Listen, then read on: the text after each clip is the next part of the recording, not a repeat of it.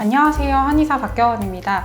제가 생각하는 흉터 치료 가장 중요한 건 이런 것들이에요. 피부에 자극이 크지 않을 것, 최대한 자연스럽게 잘 재생되도록 할 것, 그리고 일상생활에 크게 영향을 주지 않는 것, 그리고 혹시 원인이 되었던 염증이 아직 남아있다면 그런 부분들이 같이 잘 치료되는 것, 이런 부분들이 사실 흉터 치료에 있어서 가장 중요한 부분들이 아닐까 생각합니다.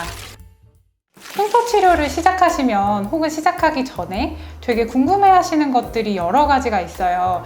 그 중에 사실 아마 가장 많은 질문을 받는 것은 메이크업을 할 수 있는지, 이 부분이 아닌가 생각을 하거든요. 사실 메이크업은 시술 당일에 진행하시는 것은 보통 추천해드리지 않는 편이고요.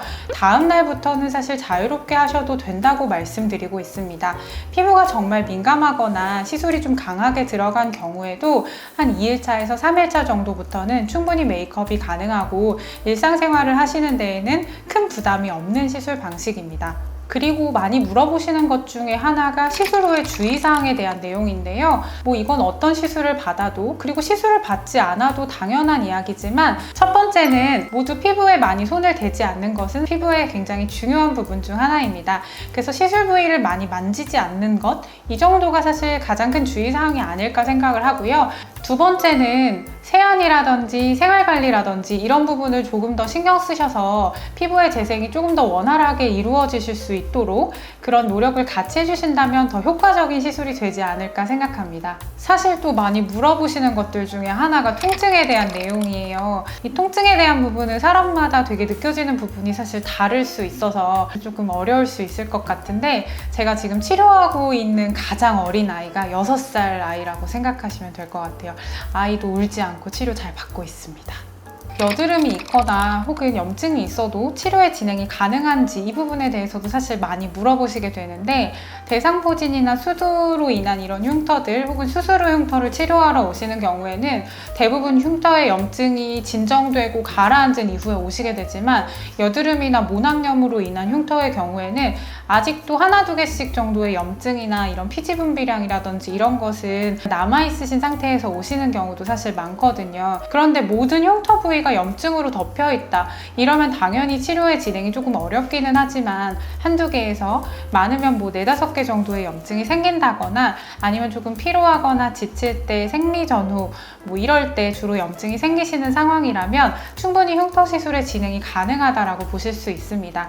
사실 치료의 시작이 빠를수록 흉터의 경과가 더 좋은 것도 사실이기 때문에 흉터와 여드름이 약간 겹쳐져 있는 시기에도 흉터 치료의 시작이 가능하다라고 생각하시면 될 것 같습니다. 색소나 흉터가 조금은 다른 증상인지 혹은 비슷한 증상인지 많이 헷갈려 하시는 경우가 있으세요. 빨갛고 거뭇거뭇하고 이런 색소적인 부분인 건지, 패이거나 튀어나오거나 이런 뚜렷한 형태를 가진 흉터의 부분이 완전히 다른 증상이기는 한데요. 두 가지 다 여드름이나 이런 염증 질환 이후에 생길 수 있는 후유증 측면에서는 비슷하기는 하죠. 그런데 치료의 방식이라던가 이런 부분은 완전히 달라질 수 있는 부분이기도 하거든요. 그런데 만약에 내가 동시에 두 가지 증상을 다 가지고 있다라고 하면 치료를 하실 때 동시에 치료를 진행하시는 것이 조금 치료 후에 결과를 받아보셨을 때 조금 더 만족스러운 결과가 되지 않을까 생각하기는 합니다. 여드름 흉터 치료라고 하면 우리가 그냥 쉽게 생각했을 때에는 20대, 30대 분들이 가장 많이 오지 않을까 생각하실 것 같은데요. 생각보다 꽤 연령대가 있으신 분들이 지금 시작해도 늦지 않았을까요? 혹시 저도 흉터가 좋아질 수 있을까요? 이런 부분에 대한 고민하시면서 내원하시는 경우들이 있으세요. 물론 당연히 모든 치료가 그렇듯이 생긴 지 얼마 안 됐을 때 치료하는 것이 가장 복원력이 좋다고 볼 수는 있을 것 같습니다. 그렇긴 하지만 오래된 흉터도 충분히 복원이 가능한 부분이 있고, 흉터가 언제 생겼느냐, 내 나이가 몇 살이냐, 이런 것도 사실 영향이 있겠지만, 그 외에도 피부의 타입이라든지 내가 관리하고 있는 부분이라든지 시술이 어떤 식으로 들어가는지, 어떤 유형의 흉터인지, 사실 이런 것들도 많이 영향을 주기 때문에 무조건 내가 오래되었다라고 해서 치료할 수 없다라고 보기는 조금 어려운 것 같아요. 어쩌면 치료를 결심하려고 하시는 지금이 가장 빠른 시기일 수도 있습니다.